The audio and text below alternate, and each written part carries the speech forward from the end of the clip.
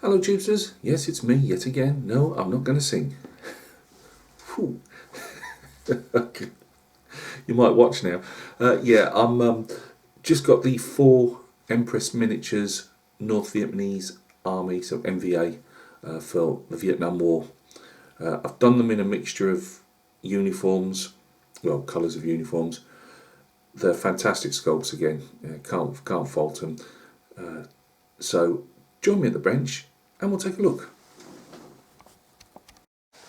Right guys, thanks for joining me at the bench. As we can see, we've got some expertly camouflaged NVA against a black background, but we'll roll with that, shall we? Let me just adjust this light. I think that's as good as we're going to get. As I've always said to you guys, I'm not very good at this type of thing when it comes to the lights and that, and I either bleach everything out or overshadow stuff. Yeah, as we can see, I've gone for the grassland type base. I thought, I haven't got any. I did actually try and make a few smaller bushes up. I decided not to, obviously to put some in. I've almost run out of tree roots. Obviously, not being able to get up to our local heathland because of the restrictions.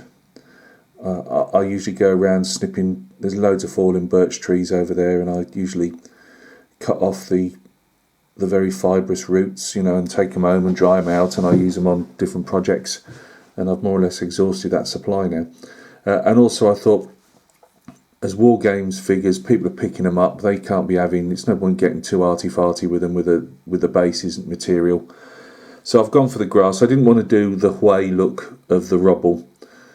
Because I'm not having these myself. I will put these up for sale, but I will buy more in, and because these are all the same gun type, so I won't be selling them off as a group like this. I'll make up a unit of them. That's the idea anyway. At some stage, I keep saying this. I've still got all my medievals that I've still got to complete and sell off. Oh well, one day I'll be rich. One day. Anyway. So I've gone for the grass look. The tufts are all made by me from various manufacturers of the static grasses. They've still got to have a second varnish over them. I now, because I'm getting handy with my airbrush, I go over the whole, rather than just painting around the edges, I go over the whole thing with it and give the figure its second coat of varnish while it's actually on the base and it's got all the static grass around it, or whatever I've decided to, like the Hui bases. It just seals everything in nice. Right, let's have a look. This is now you'll have to forgive me on this one. This is enthusiasm taking over. I never thought to put this on a larger base, and I wouldn't have even known what large base to put it on, to be honest with you, to make a gun group up. He got stuck on one. So what I may well do is, when it comes to selling these, I might make up a second base of some description and have some type of bit of fallen tree or termite mound or something that he's actually balancing the machine gun on. But he's in the green uniform. I know it's not easy to see. A bit closer if we can. I've given him the tan coloured, whatever you want to call it, khaki coloured floppy hat. Just trying to break things up slightly. When I looked online, these Bergens, the backpacks, they tended to be like a not really a tan colour. They were more like a yellowy orange colour, the ones I'd seen. He's got his grenades there. His Ho Chi Minh sandals. But yeah, nice little figure. As I say, I shot myself in the foot with that because, no pun intended. Just because of the base size, I just plonked him on and got on with it and never really gave it much of a thought. So we've got our guy that I just thought the pose lended itself to a Viet Cong type thing, and I decided against it in the end and went for, this is supposedly the pre-1967 uniform, so I read online. Again, just mixing things up.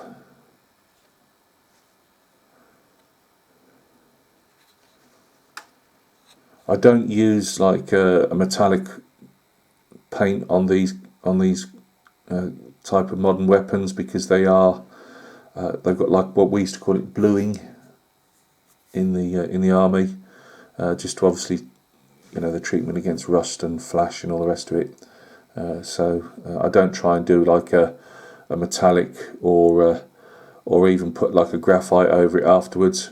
It's weird, I'll do that on scale models, I'll put a graphite over it afterwards just to give it a metallic look, but that's because the scale's a lot larger. I just think it's lost on this, and if you do metallic it's really the wrong look, in my opinion. So yeah, that's our guy that was going to be a Viet Cong and is now NVA. Well, he sold his NVA anyway, but again we've mixed this guy up. So now I've used metallic on the buckle on the chin strap there, because that is supposed to be metal. I don't like going overboard on outlining the straps, so I just try and keep them a bit darker and shadowy, more shadowy looking. I could have bleached the sun pith helmet type thing out a bit more, but I'm varying them on different ones. Apologise if you heard all that. That would be the postman and his loyal little helper, my pop, who knows he'll get a treat every time he takes the letters out of the letterbox, hopefully leaving the postman's fingers behind. Yeah, this is our other guy in full greens. I copied him mainly on the famous photograph of them all on the back of the T-55 when they were entering Saigon.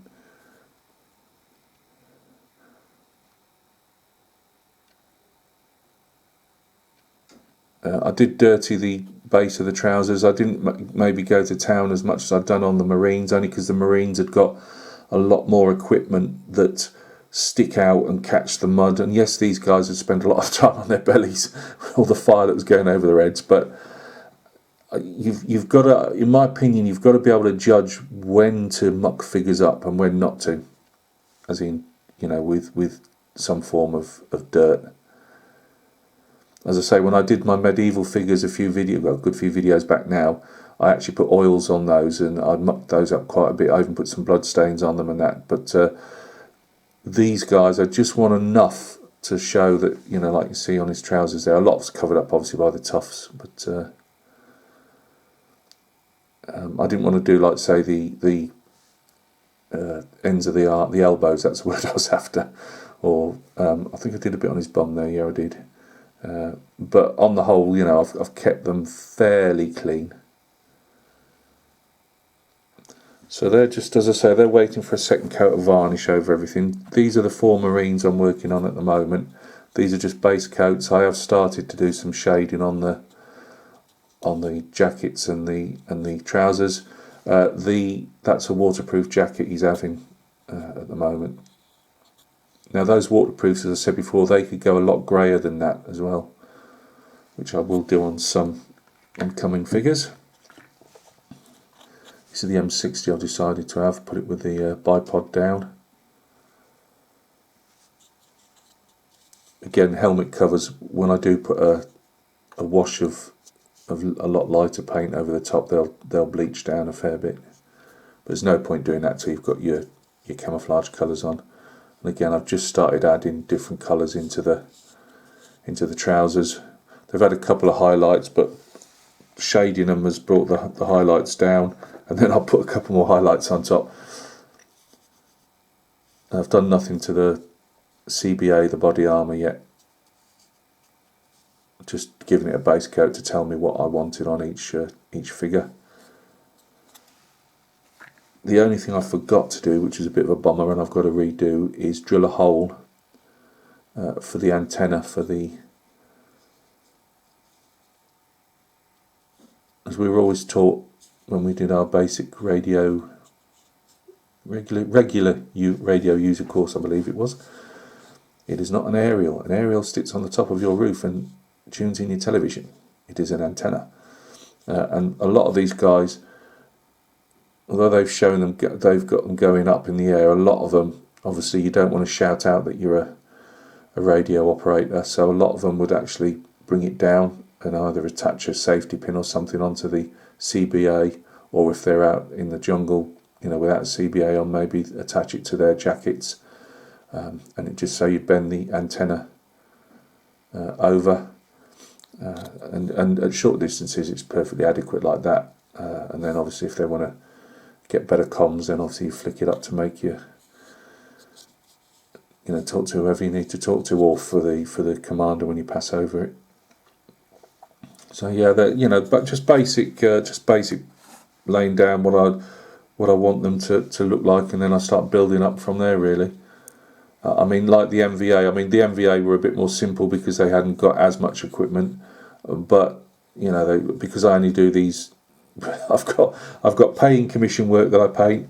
I painted I did some more work on the T34, which is the first time I've touched that model in about 3 evenings, because I try and obviously put my time into the paying work as much as I can.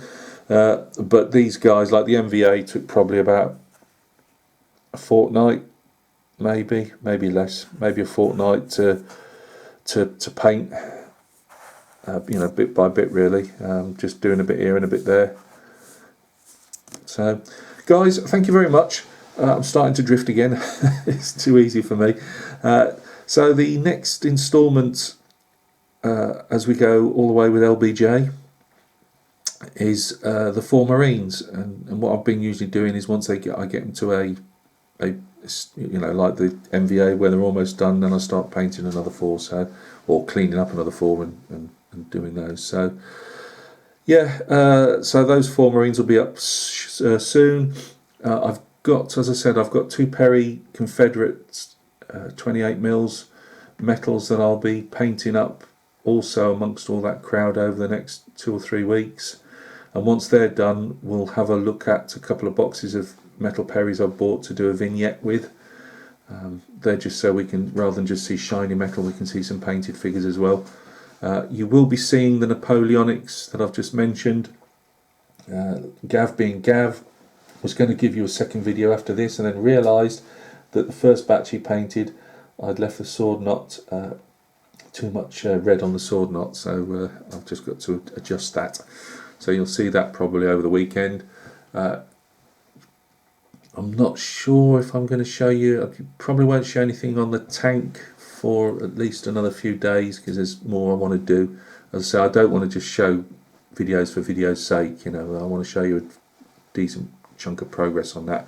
But there will be some photographs of that going up on the T34 Facebook group, should you want to stop by and take a look at those. So look after yourselves, guys. Keep painting away, keep modelling away, and we'll speak very, very soon on another video. Cheers.